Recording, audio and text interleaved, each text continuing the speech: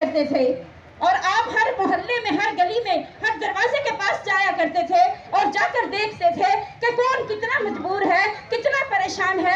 آج کی ہماری حکومت کیا کر رہی ہے؟ آج ہمارے بل تو ہمارے گھروں پر پہنچ جاتے ہیں، آج ہمارے ٹیکس تو ہمارے گھروں پر پہنچ جاتے ہیں، آج سارا کچھ ہمارے گھروں پر پہنچتا ہے، لیکن سستی چیزیں جو ہیں وہ ان کے گھروں تک ہی رہ جاتی ہیں، ہم تک نہیں پہنچتی۔ یہ بات ایسے ہے کہ نہیں ہے؟